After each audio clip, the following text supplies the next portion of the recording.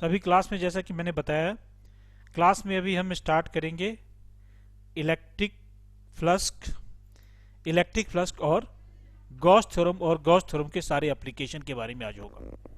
Right? Hello. Yes sir. हाँ। तो electric flux क्या क्या चीज़ है, कैसे है, इसके बारे में थोड़ा सा अभी हम देखेंगे और उसी के बारे में अभी हम बताएंगे। अभी मैंने हमें जो शुरू करना है वो इलेक्ट्रिक फ्लक्स और गॉस थ्योरम के बारे में शुरू करना है। तो इलेक्ट्रिक फ्लक्स और गॉस थ्योरम के बारे में कुछ बेसिक चीज़ें तो तुम जानते हो, बता दो।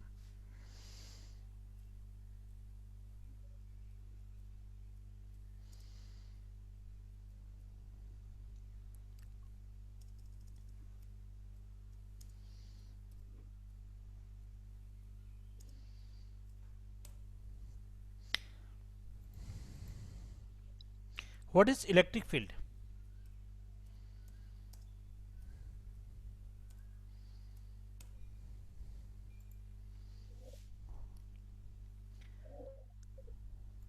हाँ।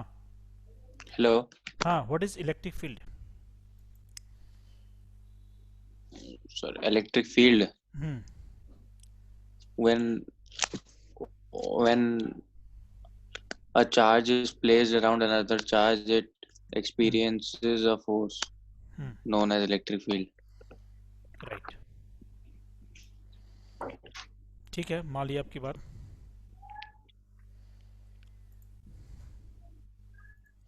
अगर कोई पॉजिटिव चार्ज है तो इसके कारण इलेक्ट्रिक फील्ड जो है वो बाहर की तरफ इलेक्ट्रिक फील्ड लाइंस बनाती है, मालूम है? जो आपको फिगर में दिख रहा है, yes sir. Electric field lines बाहर की तरफ ये फोर्स बनाती है। अगर ये निगेटिव चार्ज होता तो इलेक्ट्रिक फील्ड लाइंस की डायरेक्शन क्या हो जाती, उल्टा हो जाती, है ना? Yes sir. अगर निगेटिव होता तो इलेक्ट्रिक फील्ड की डायरेक्शन, इलेक्ट्रिक फील्ड की डायरेक्शन उल्टा हो जाता।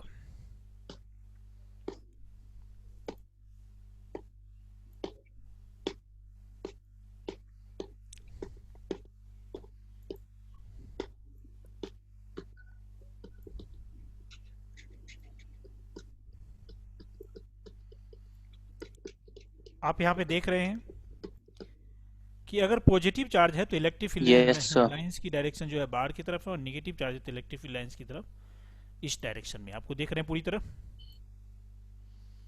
है ना? Yes sir.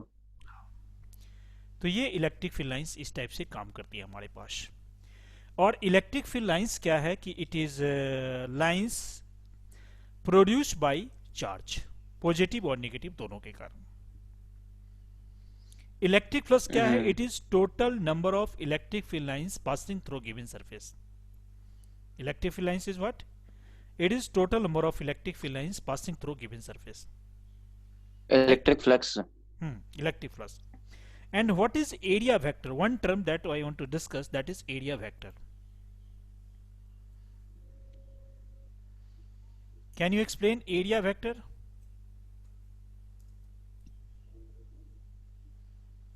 Area of Area vector. vector. Area vector क्या होता है कि अगर कोई भी एरिया है, अगर कोई भी एरिया है यस सर। तो एरिया के परपेंडिकुलर डायरेक्शन में एरिया वेक्टर होता है। एरिया के अगर कोई परपेंडिकुलर, एरिया है तो एरिया के परपेंडिकुलर डायरेक्शन में एरिया वेक्टर होता है। जैसे अच्छा। कि हमने यहाँ पे एक रेक्टेंगल लिया है रेड कलर का, इसके परपेंडिकुलर हमने येलो कलर का यस। एरिया वेक्टर बनाया है, दिख रहा है आपको? Yes sir.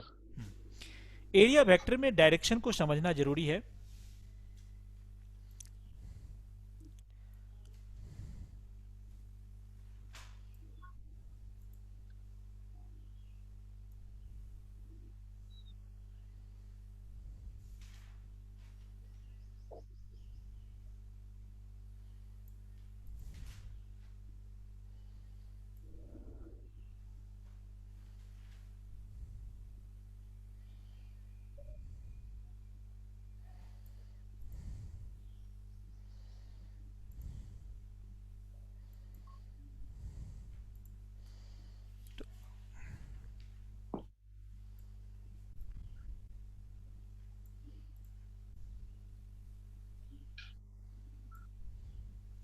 यहाँ मैं एक क्यूबिकल डायग्राम ड्रॉ कर रहा हूँ, क्यूबाइड देख रहे हैं आप, यस सर। दिख रहा है। यहाँ पे यस जो सर। क्यूबिकल डायग्राम है, इस डायग्राम में बहुत सारे, टोटल कितने एरिया होंगे, सरफेस होंगे मतलब। क्यूबिकल में हाँ, जो सामने आपको एक क्यूबाइड बनाएगा, इसमें कितने होंगे टोटल, 6। 6 होंगे।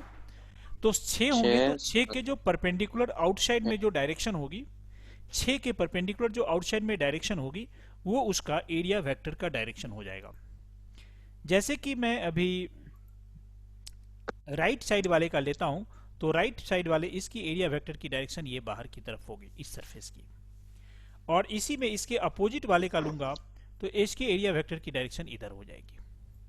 यही मैं टॉप सरफेस का लूंगा, तो एरिया वेक्टर की डायरेक्शन उसका परपेंडिकुलर बाहर की तरफ होगी। बॉटम का सरफेस का लूंगा, तो एरिया वेक्टर की डायरेक्शन इसका नीचे की तरफ होगी।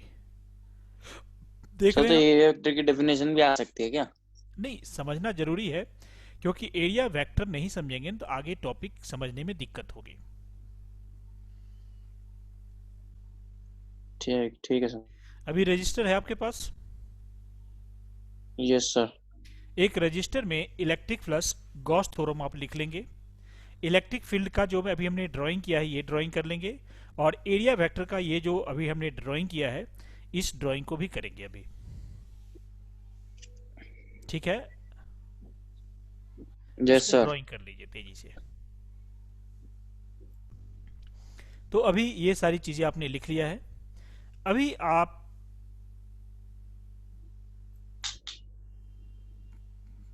नेक्स्ट पेज आप देख रहे हैं, नेक्स्ट पेज में आप देख रहे हैं इलेक्ट्रिक फ्लक्स। अभी आपने कुछ क्वेश्चन किया था कि व्हाट इज इलेक्ट्रिक फ्लक्स, ऐसा आपने क्वेश्चन किया था, है ना? Yes sir. यही क्वेश्चन किया था।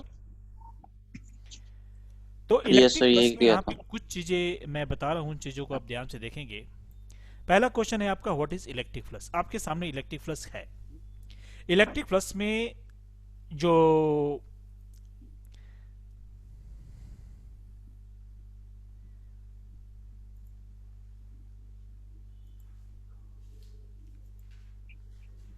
हेलो। इलेक्ट्रिक फ्लक्स में अभी आप जो देख रहे हैं, इलेक्ट्रिक फ्लक्स आप देख रहे हैं। इलेक्ट्रिक फ्लक्स में आप, इलेक्ट्रिक फ्लक्स का सिंबल है D phi. D phi equal to vector E dot vector D S, जिसमें ई इलेक्ट्रिक फील्ड को रिप्रेजेंट करता है और डी एस एरिया वेक्टर को रिप्रेजेंट करता है। दोनों का दोनों वेक्टर क्वांटिटी है और ये डॉट प्रोडक्ट है। तो E dot D S equal to E delta S cos theta. What is that? E delta S theta है। Cos theta, where theta is angle between electric field and area vector। अभी आप यहाँ पे एक figure देख रहे हैं। इस फिगर में क्या किया हुआ है कि इस फिगर में आप देख रहे यस हैं कि सर। एक P S P Q R S एक रेक्टेंगल बना हुआ है, देख रहे हैं आप? दिख रहा है आपको पी क्यू आर एस एक यस सर। रेक्टेंगल, है ना? तो P Q R yes S एक सर। रेक्टेंगल दिख रहा है। ये रेक्टेंगल के परपेंडिकुलर मैंने यहाँ पे एक एन कैप ऊपर की तरफ ड्रॉ किया है। क्या किया है? एन कैप ऊपर की तरफ एन ड्रॉ कैप। किया है, जो इसकी डायरेक्शन है। और इलेक्ट्रिक फील्ड राइट साइड में यहाँ पे इलेक्ट्रिक फील्ड दिख रहा है आपको ई, राइट? Yes sir. हाँ, तो यहाँ पे इस दोनों के बीच का एंगल थीटा है। तो अगर मैं यहाँ इलेक्ट्रिक फील्ड, जैसे कि यहाँ पे आप जो देख रहे हैं राइट साइड में, जिसके नीचे हमने अभी एक एरो किया है, D phi integration equal to E dot D S. D phi integration E dot D S, इसका unit yes sir. Newton metre square पर कूलम्ब होता है। इसका यूनिट newton metre square metre, newton metre पर कूलम्ब होता है, पर कूलम। राइट? उसके नीचे आप देखेंगे इसका डेफिनेशन भी लिखा है, it is total number of electric field lines passing through given surface. What is electric flux? It is total number of electric field line passing through given surface. Right. इसके अलावा इसमें यह भी हो सकता है कि इसमें इलेक्ट्रिक फील्ड जो है, total number of electric field lines passing through given surface है। और आप ऐसे भी कह सकते हैं कि इलेक्ट्रिक फील्ड नहीं, electric flux, electric flux is the total number of electric field lines passing through given surface, और it is dot product of electric field and area vector. It is dot product of electric field and area vector. आपने अभी PQRS जो ऊपर का portion है, जो PQRS जो ऊपर का पोर्शन है, जो अभी आप अपने यहाँ पे देख रहे हैं, PQRS जो ऊपर का पोर्शन है, इसके ऊपर हमने एरिया वेक्टर ऊपर लिया है, इलेक्ट्रिक फील्ड राइट साइड में लिया है। इसका मैंने एक दूसरा Yes, एग्जाम्पल sir. नीचे की तरफ लिया है। दूसरा एग्जाम्पल जो नीचे की तरफ आप देख रहे हैं, यहाँ पे एग्जाम्पल है, इस एग्जाम्पल में भी एक रेक्टेंगल बनाया गया है और इसकी एरिया वेक्टर की डायरेक्शन यहाँ पे P जो है ये दिया हुआ है और इलेक्ट्रिक फील्ड ये है, इलेक्ट्रिक फील्ड की डायरेक्शन ये जो आप देख रहे हैं इलेक्ट्रिक फील्ड की डायरेक्शन है, और इस दोनों के बीच में यहाँ पे एंगल थीटा दिया हुआ है। तो phi equal to EDS cos theta यहाँ पे है, phi equal to EDS cos theta है। ये भी हमारे पास गॉस थ्योरम ही है। क्या है ये? गॉस थ्योरम नहीं, ये Gauss theorem. ये इलेक्ट्रिक फ्लक्स की है। अगर आप इसी चीज को अगर पीछे आप देखते हैं, अगर पीछे वाला पेज में आप वापस देखते हैं तो इस पेज में ये जो हमने ड्राइंग किया हुआ है, ये वाला पोर्शन जो ड्राइंग किया हुआ है आपके पास, ये जो हमने ड्राइंग किया हुआ है, ये जो ड्राइंग आपके पास किया हुआ है, इस Yes, ड्राइंग sir. में अभी मैं क्या करता हूं कि एक इलेक्ट्रिक फील्ड बनाता हूं और इसके अंदर कुछ पॉइंट मेंशन करते हैं।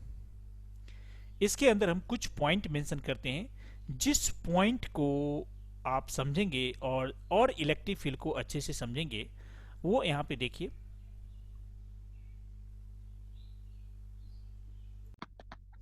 Hello, yes, Hello. हाँ।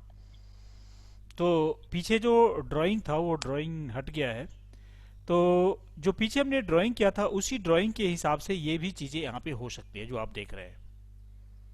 ठीक है, Yes, sir. ये चीज़ें भी उसी के हिसाब से हो सकती है। तो अभी इलेक्ट्रिक फील्ड में आप अलग अलग तरीके से यहाँ पे देख सकते हैं। तो इलेक्ट्रिक फ्लक्स के बारे में दो चीज़ जो है आपको याद रखनी है। उसमें पहली चीज़ें ध्यान रखो, पहली चीज़ें इलेक्ट्रिक फील्ड में ये है कि it is total number of electric field lines passing through given surface, पहली चीज़ें है। और दूसरी Yes, चीज़ें sir. है,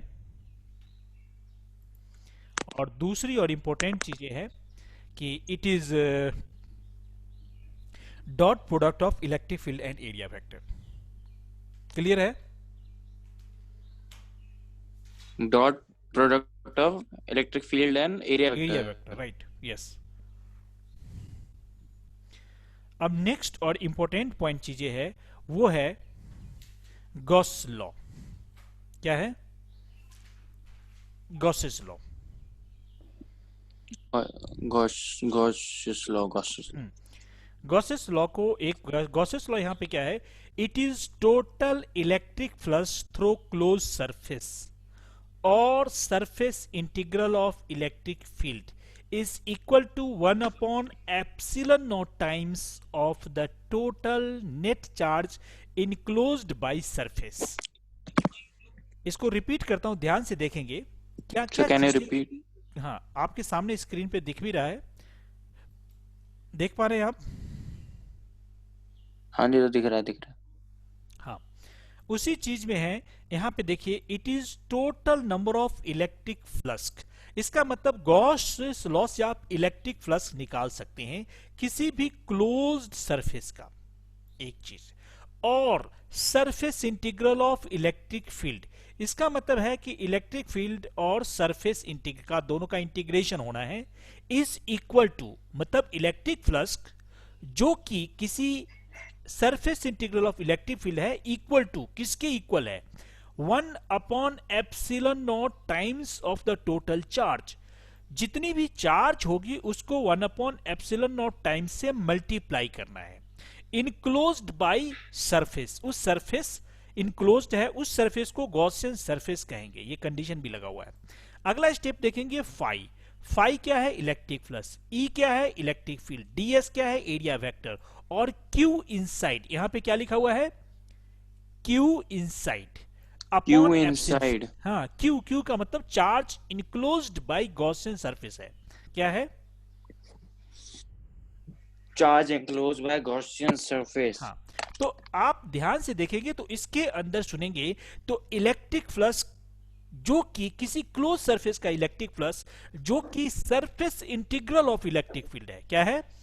surface integral of electric field, मतलब सरफेस के साथ इंटीग्रेशन करना है, इज इक्वल टू, किसके इक्वल होगा? 1/ε0 times of the total net charge enclosed by surface. जो सरफेस के अंदर चार्ज होगा उसका 1/ε0 टाइम्स, जो कि अभी अभी आपको नीचे फिगर में यहां पे दिख भी रहा है, phi E dot D S Q in by epsilon naught. दिख रहा है आपको? Yes, sir. तो ये जो चीजें हैं, ये चीजें आप यहां पे देख रहे हैं। आपको क्या करना है, इसमें से कुछ चीजें आप लिखे या मत लिखे, डेफिनेशन लिख लेंगे तो अच्छी बात है, नहीं तो ये जो हमने लास्ट का जिसको अभी हमने ये स्क्वायर में दिया है, इस चीजों को आप अभी जरूर लिख लो। अभी आप देख रहे हैं कि जो अभी आपने लिखा है इसी चीज में फिर से इस चीज को दोबारा लिखा गया है, जो येलो बॉक्स में है इसके अंदर फिर से लिखा हुआ है phi equal to E dot D S integration equal to Q inside upon epsilon naught. इसके अंदर हर एक पॉइंट को बताया गया। What is phi? Phi is what? फाई को आप देखेंगे तो phi is electric flux through closed surface. एक कंडीशन दिया हुआ है। Phi is what? पहला पॉइंट फाई है, phi is the electric flux. Second is E. E is electric field. E is what? E is electric field. Electric field at given point. अब ये given point क्या है ये मैं आगे clear करूंगा। Next ds. ds is what? ds is area of Gaussian closed surface. area of Gaussian closed surface. जो closed surface होगा जहां पे हम इलेक्ट्रिक फील्ड निकालेंगे, जहां पे हम गॉस थ्योरम अप्लाई करेंगे, उसी को गॉसियन सरफेस कहते हैं। क्या कहते हैं उसी को? Gaussian surface, right. और यहां पे आप देख रहे हैं एक यहां पे है क्यू, जो यहां पे क्यू देख रहे हैं आप, क्यू, ये क्यू बहुत इंपॉर्टेंट है। क्यू इनसाइड, यहां पे जो हमने यहां पे लिखा है Q inside, Q is charge enclosed by Gaussian surface, and Gaussian surface is what? It is closed surface. Gaussian surface is what? तो अभी ये जो चीजें मैंने बताया है, what is Q, what is E, what is D, what is phi, ये सारी चीजें को अभी लिख के आपको दिमाग में फिट कर लेना है, अभी का अभी कर लेना है। लिखा है आपने? सर लिख रहा हूं। हाँ, इसको अभी लिख लीजिए।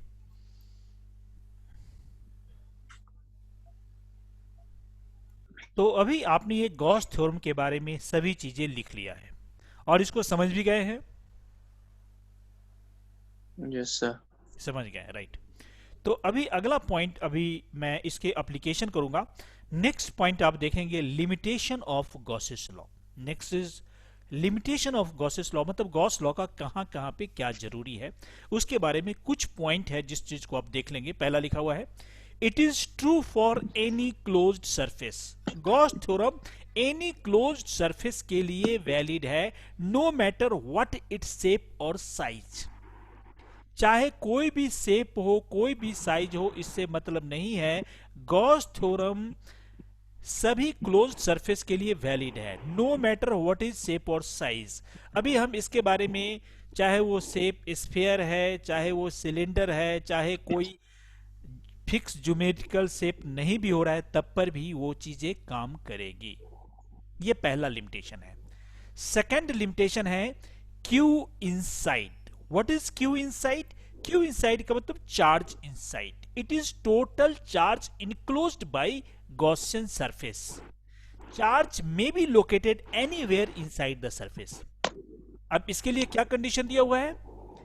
इसके लिए कंडीशन ये दिया हुआ है कि चार्ज की कोई भी कहीं भी चार्ज होना चाहिए क्लोज सरफेस के अंदर, चाहे वो सरफेस का शेप कुछ भी हो, उसके अंदर चाहे सेंटर पर हो या सेंटर से दूर हो, चाहे सरफेस के जस्ट नीचे हो या इन बिटवीन कहीं भी हो, वो सभी चार्ज को लेना है। ये सेकेंड लिमिटेशन है। थर्ड है what is Gaussian surface. Gaussian surface is the symmetrical surface where electric field is determined. It is supposed surface. ये सरफेस सपोज किया जाता है, ये सिमेट्रिकल और एज्यूम्ड सरफेस होता है। आप कोई भी शेप लेते हैं जहां पे चार्ज है, उससे थोड़ी दूर पे कोई सर्टेन डिस्टेंस पे आप एक सिमेट्रिकल शेप एज्यूम करते हैं और वहां पे आप गॉस थ्योरम अप्लाई करते हैं, वहां पे आप इलेक्ट्रिक फील्ड निकालते हैं। उसकी शेप सिमेट्रिकल होनी चाहिए, ये जरूरी है, बट वो एज्यूम सरफेस होगा। वो ओरिजिनल जो सरफेस होता है उससे बड़ा भी हो सकता है, छोटा भी हो सकता है, या उसके साइज का भी हो सकता है। और अगला है Gauss's law based on inverse square dependence. It means it follows Coulomb's law. Inverse square law का मतलब ये होता है कि जैसे कि आप इलेक्ट्रिक फील्ड निकालते हैं तो के क्यू अपॉन आर स्क्वायर होता है, तो अपॉन आर स्क्वायर जो है ना वो इनवर्स स्क्वायर डिपेंडेंस माना जाता है। इनवर्स स्क्वायर डिस्टेंस के स्क्वायर का इनवर्सली प्रोपोर्शनल, उस चीज को गॉस लॉ उस चीज पे बेस है। तो ये चीजें हैं, आप समझ रहे हैं। इनवर्स स्क्वायर को वापस बताओगे? जैसे अगर मैं पूछूंगा कि व्हाट इज कूलम्स लॉ, तो आप क्या बोलेंगे? क्या कूलम्स लॉ का एक्सप्रेशन क्या है, मैथमेटिकल एक्सप्रेशन? कूलम्स लॉ का? हम्म कूलम का तो सर है F is equal to K Q hmm, one Q two by R square. है ना, K Q one Q two upon R square. तो आर स्क्वायर का फोर्स जो है वो क्या है, क्या रिलेशन है? फोर्स इनवर्सली आर प्रोपोर्शनल है, इनवर्सली हो गया। और स्क्वायर भी तो है। हाँ सर स्क्वायर भी है। तो यही तो है ना, इसको इनवर्स स्क्वायर डिपेंडेंस। अच्छा अच्छा, इसको बोलते हैं। हाँ, तो ये इस टाइप से लिमिटेशन ऑफ गॉस थ्योरम है। अभी मैं गॉस थ्योरम के सारे एप्लीकेशन के बारे में नेक्स्ट में डिस्कशन करूंगा, ठीक है। थोड़ा सा इसको ठीक है मैथमेटिकल सर। एक्सप्रेशन को और भी ज़्यादा हम ध्यान देंगे। उससे पहले आपको थोड़ा सा साथ साथ में मैथमेटिकल एक्सप्रेशन करना है। यहाँ पे आप देखिए क्या चीज़ है साथ में। आप देख रहे हैं कि यहाँ पे electric field D D phi delta phi जो कि इलेक्ट्रिक फ्लक्स है, वो E dot D S, electric field और डी एस एरिया वेक्टर का डॉट प्रोडक्ट है। इसमें ई जो है आपके पास Q upon four pi epsilon not R square है। आर डेट आर कैप जो है वो ऑलरेडी इलेक्ट्रिक फील्ड को ही रिप्रेजेंट करता है, उसकी डायरेक्शन को रिप्रेजेंट करता है, यूनिट वेक्टर है, और डी एस एरिया वेक्टर है। ये एक छोटा सा मैथमेटिकल एक्सप्रेशन है जिसको आपको लिखना है।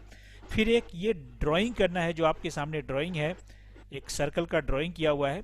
इस सर्कल की ड्राइंग जो आप देख रहे हैं, इस सर्कल की ड्राइंग में क्या है, जो सर्कल की ड्राइंग आपके सामने देख रहे हैं, यहाँ पे एक सेंटर पे चार्ज रखा हुआ है, और यहाँ से आर डिस्टेंस पे, जो आपके सामने एक आर डिस्टेंस पे यहाँ पे देख रहे हैं आप, आर डिस्टेंस पे, आर डिस्टेंस है, यहाँ पे एक डेल्टा एस एरिया सपोज किया गया है, यहाँ पे इलेक्ट्रिक फील्ड निकाला गया है। ये छोटे छोटे पॉइंट है जिसको आपको लिख लेना है, अभी लिख लेना है। इसके बाद हम प्रूफ ऑफ कूलम्स लॉ पे आएंगे, जिसमें सर कूलम्स लॉ में D phi equal to E dot D S equal to Q upon epsilon naught कैसे हुआ है उसका एक छोटा सा प्रूफ भी है। ये प्रूफ भी हम करेंगे। इससे पहले आप थोड़ा सा इस चीज को एक बार मैथमेटिकली चीजें को लिख लो। तो अभी आपने यहाँ पे प्रूफ ऑफ कूलम्स लॉ में देखा है कि जो कूलम्स लॉ यही कहता है कि D phi electric flux equal to E dot D S, जो equal to Q by epsilon nought के इक्वल होता है। तो मैं एलएचएस के हिसाब से सोचूंगा तो मैं D phi equal to E electric field को formula Q by four pi epsilon not R square R cap into D S कर दिया है, एक स्टेप। दूसरे स्टेप में आप देखेंगे Q by four pi epsilon not R square और इंटू डी एस को फोर पाई, जो डी एस है उस डी एस को ही फोर पाई आर स्क्वायर किया हुआ है, और डॉट प्रोडक्ट के कारण यहाँ पे कॉस जीरो किया हुआ है, तो कॉस जीरो यहाँ पे 1 है। तो अभी आप यहाँ पे देखेंगे तो ध्यान से देखना, तो क्या ये फोर पाई आर स्क्वायर ये वाला और ये जो फोर पाई और आर स्क्वायर कैंसिल हो जाएगा, तो क्या बचेगा?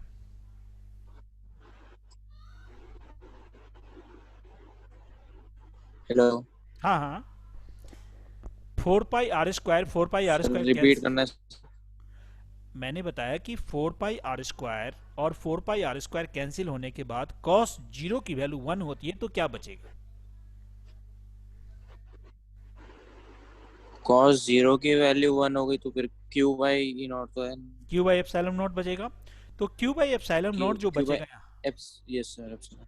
तो क्यू बाई एप्सिलॉन नॉट जो आपके सामने बचेगा, यही तो प्रूफ करना था। गॉस थ्योरम तो यही कहता है कि लास्ट में क्यू बाई एप्सिलॉन नॉट होना चाहिए। Yes sir. वो हो गया ना ये? Yes sir. यस सर लिख दिया। ठीक है। इसके नीचे मैंने लिखा हुआ है न्यूमेरिकल एग्जाम्पल, आपका एनसीईआरटी का 1.11 और 1.12 एग्जाम्पल करना है, वो इसी से रिलेटेड है। ठीक है। ठीक है सर। अब मैं अगला एक टॉपिक और करता हूं, इसके बाद क्लास हम रोक देंगे। वो है application of Gauss's law. Application of Gauss's law में 4 एप्लीकेशन हमें करना है, तो हम उसमें से पहले एप्लीकेशन को ही कर रहे हैं अभी। पहला एप्लीकेशन आपके सामने है, electric field due to an infinitely long straight uniformly charged wire, जिसमें हमने lambda is the linear charge density, जो कि D Q by D L होता है, चार्ज अपॉन लेमडा होता है। और यहाँ पे एक सिलिंड्रिकल डायग्राम ड्रॉ किया हुआ है, जिसके अंदर पॉजिटिव पॉजिटिव चार्ज दिया हुआ है और एक सिलेंडर यहाँ पे बनाया हुआ है। और यहाँ पे स्मॉल आर डिस्टेंस है, यहाँ इलेक्ट्रिक फील्ड है, पी एक पॉइंट लिया हुआ है, एल इस सिलेंडर की लेंथ लिया हुआ है। ये जो सिलिंड्रिकल आपको दिख रहा है, ये सिलेंडर वाला पार्ट जो दिख रहा है आपको, ये जो सिलिंड्रिकल पार्ट दिख रहा है, ये हमने एज्यूम किया हुआ है। सिलिंड्रिकल पार्ट जो आपको यहाँ तक दिख रहा है, ये एज्यूम किया हुआ है, यही गॉसियन सरफेस होगा, जबकि चार्ज इतने वाले पार्ट में चार्ज होगा, इसके ऊपर चार्ज हो जाएगा। यहाँ पे लेमडा, यस सर। यहाँ पे डायरेक्शन के लिए कुछ चीजें बताई गई है कि if lambda is greater than zero, lambda is greater than zero का मतलब लेमडा पॉजिटिव है, then electric field radially outward, मतलब बाहर की तरफ होगी, इलेक्ट्रिक फील्ड की डायरेक्शन बाहर की तरफ होगी। इस केस में हमने चार्ज ऐसे पॉजिटिव ही लिया है। लेकिन उसके दूसरे केस में आप ऐसे भी समझ लेना कि अगर लेमडा लेस देन जीरो होगा, मतलब निगेटिव होगा, तो इलेक्ट्रिक फील्ड इनवर्ड हो जाएगा, ये समझना है। तो अभी आप आगे बढ़ने से पहले आपको क्या करना है कि ये ड्राइंग करनी है अभी आपको, और फिर मैं इस ड्राइंग के बाद थोड़ा और इसको मैं एक्सप्लेन करता हूँ। हेलो? कर लिया सर नोट। हाँ, नोट कर लिए। अभी मैं आगे पॉइंट आता हूँ, उसके नीचे अभी आपने जितना नोट कर लिया है उसी चीज़ को देखिए।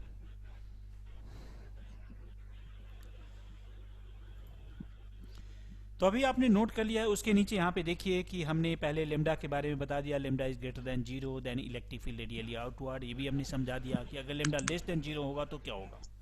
अब आप यहाँ पे गॉस थ्योरम लगाने वाले हैं। इसके पीछे क्या है टॉपिक, यहाँ पे E dot D S equal to Q in by epsilon naught, मैंने पहले बता चुका हूँ। Yes sir. E dot D S, अब डी एस जो है यहाँ पे, जो आप डी एस देख रहे हैं, ये जो डी एस है, ये डी एस एरिया वेक्टर आपको निकालना है। अब सिलेंडर की एरिया वेक्टर यहाँ पे 2 पाई RL दिखेगा, इतना दिखेगा, yes sir. 2 pi 2 RL। Pi R. अच्छा, एक और फॉर्मूला जो है, अगर lambda equal to Q by L होता है, तो Q equal to lambda into L होगा, तो इस Q इन की जगह यहाँ पे लेमडा एल आपके पास आएगा। 1/एप्सिलॉन नॉट तो ऑलरेडी होता ही है।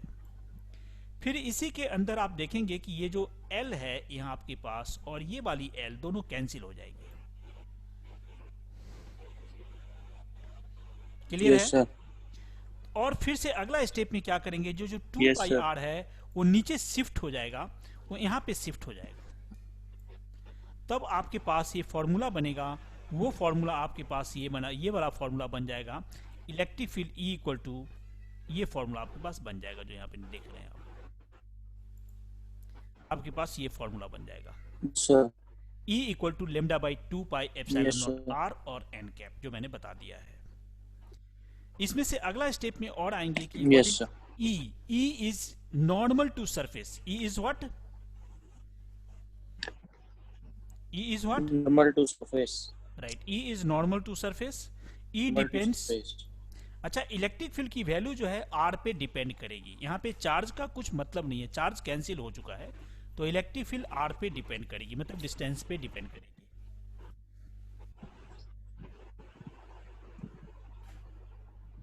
Okay sir. आपने नोट किया है? Yes sir. राइट. समझ में आ रहा है? Yes sir. देखिए, इसको इसके आगे का भी सर टॉपिक इसके है. कितने एप्लीकेशन है? देखो, इसके 4 एप्लीकेशन है, जिसमें हमने फर्स्ट एप्लीकेशन किए हैं. तो अभी आपने जो मैंने पीछे टॉपिक किया है, मैं पूरा एक बार इसको रिवाइज करता हूँ और अभी क्लास यहीं पे रखेंगे. एक बार पूरा पीछे से गो थ्रू होता हूँ, ठीक है? Hello.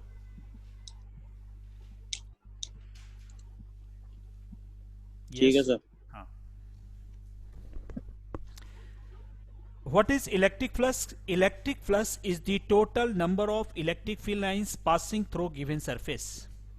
Or electric flux is the dot product of electric field and area vector. Here d phi is electric flux, which is equal to electric field dot ds. It is dot product E dot ds cos theta, where theta is angle between electric Delta field S. and area vector. Here sir ये is the DS है, delta एक ही है. delta s और ds. It shows a small angle when we make integration. जब हम इसका integration करते हैं तो हम पूरी की पूरी एरिया ले लेते हैं. यहाँ पे एक ड्राइंग किया हुआ है जिसमें PQRS एक एरिया है. PQRS एक एरिया सरफेस लिया हुआ है, जिसके परपेंडिकुलर में हमने एन कैप उसकी डायरेक्शन को शो किया है और फिर हमने उसी चीज़ को आगे बताया है. इलेक्ट्रिक फील्ड का इलेक्ट्रिक फ्लक्स का यूनिट न्यूटन पर metre square, newton metre square पर कूलम होगा. नीचे डेफिनेशन जो मैंने बताया वही डेफिनेशन है. फिर आप आते हैं गॉस थ्योरम. गॉस थ्योरम क्या है? गॉस थ्योरम यहाँ पे देख रहे हैं, तो Gauss theorem is what? It is the total number of electric flux through given surface, जो आप देख रहे हैं. It is surface integral of electric field is equal to 1 upon epsilon naught times of the total net charge enclosed by Gaussian surface. और आप यहाँ पे देख रहे हैं phi equal to E dot ds q in by epsilon naught. q in by epsilon naught. तो ये आपके पास right where phi is the electric flux, E is the electric field, ds is area vector, q it is charge enclosed by Gaussian surface divided by epsilon naught times. उसके नीचे आप आते हैं तो और भी इसी चीज़ को मैंने अगेन एक्सप्लेन किया हुआ है. Phi equal to E dot D S, इसमें कि फाई क्या है, ई क्या है, डी एस क्या है, क्यू इन क्या है, तब दिखा हुआ है. तो फाई इज इलेक्ट्रिक फ्लक्स जो आपके सामने दिख रहा है, phi is electric flux, Q is the charge enclose by Gaussian surface, and this is electric field at given point, and D S the area of Gaussian surface यहाँ पे. फिर next आप आते हैं यहाँ पे, तो लिमिटेशन ऑफ गॉसेस लॉ है. लिमिटेशन ऑफ गॉसेस लॉ में बताया गया है कि क्लोज सरफेस का कोई भी साइज शेप हो सकता है, मतलब कोई फिक्स साइज के बारे में नहीं है, कोई भी साइज का शेप हो सकता है. और क्यू इनसाइड का मतलब यहाँ पे total charge enclosed bye Gaussian surface भी यहाँ पे है. और चार्ज इसके अंदर कहीं भी हो सकता है, गॉसियन सरफेस के अंदर कहीं भी लोकेटेड हो सकता है. Gaussian surface is symmetrical surface, it is assumed surface, ये भी ध्यान रखना है. And Gauss's law follows inverse square dependence, it means ये इस चीज को फॉलो करता है, लॉ करता है, कुलम्स लॉ को फॉलो करता है. फिर आपने वही चीज देखा, D phi equal to E dot D S, E की value Q by 4 pi epsilon not R square, R cap delta S कर दिया.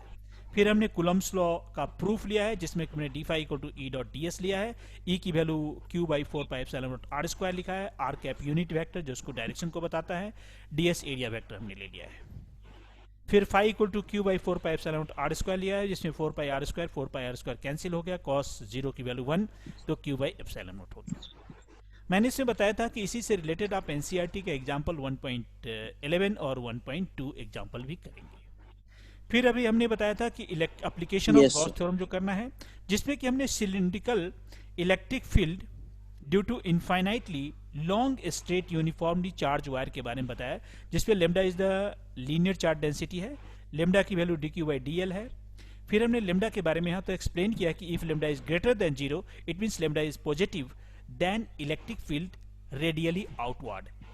और if lambda is negative lesser less than 0 means negative, then electric field is towards the surface. और यहाँ पे आप देख रहे हैं कि यहाँ पे पॉजिटिव चार्ज हमने लिया हुआ है, यहाँ पे रेडियस r लिया हुआ है, इसकी लेंथ लिया हुआ है यहाँ पे।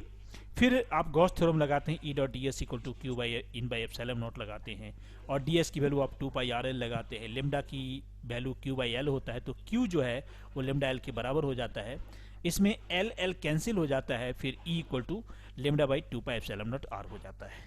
इसमें E is the normal to the surface है, और ई आर पे ही डिपेंड करता है और लेंथ पे नहीं डिपेंड करता, और चार्ज की क्वांटिटी पे भी नहीं डिपेंड करेगा, लीनियर चार्ज डेंसिटी पे डिपेंड करेगा। तो यही टॉपिक हमने आज किया है, और इसके जो दूसरे जितने भी केसेस हैं, यस सर।